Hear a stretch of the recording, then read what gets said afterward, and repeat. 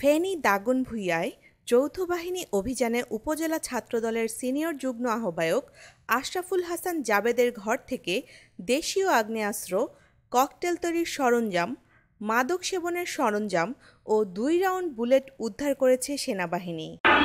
সংক্রান্ত বেশ কিছু তথ্য পাই যে অনেকের কাছে মাদক আছে, তো সেই তথ্যের ভিত্তিতেই আমাদের এই বাসায় আসা হয় এবং আমার কাছে তথ্য আসে যে জাবেদ এই বাসার একজন সদস্য, তার কাছে মাদক আছে। তো সেই মাদকের সার্চ করার জন্য আমরা যখন এই বাসায় আসি, আমরা বাসায় আসার আগেই সে বাসা থেকে পালিয়ে গিয়েছিল, তাকে আমরা বাসায় পাইনি।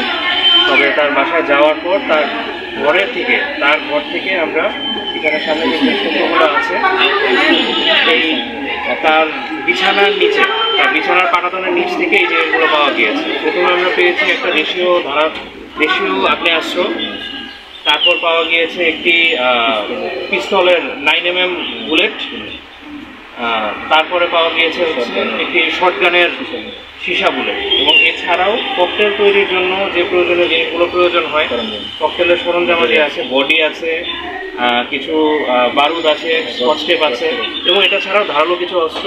এই জিনিসগুলো তার ঘর থেকে আমরা উদ্ধার করি। থেকে সরে গিয়েছে এবং আমরা আসার পরেও যে কিছুক্ষণ আগেও এই ঘরে ছিল এটার আলামত পাওয়া যাচ্ছিল, কারণ তার মোবাইল ওখানে চার্জ হচ্ছে এবং তার ঘরে আশেপাশের মানুষের কাছ থেকে আমরা এরকমটাই জানতে পারি যে আমরা আসার কিছুক্ষণ আগেও সে ঘরেই প্রেজেন্ট ছিল। তো এই সিসিটিভি ক্যামেরায় হতে পারে আমরা আসার আগেই সে খবর পেয়ে গিয়েছিল এবং ওভাবে করে সে এখান থেকে সরে যায়, তাকে আমরা অনগ্রাউন্ডে পাইনি। যেহেতু আমি যেটা বললাম, আমি মাদকের অভিযানের জন্য প্রথমে এসেছিলাম।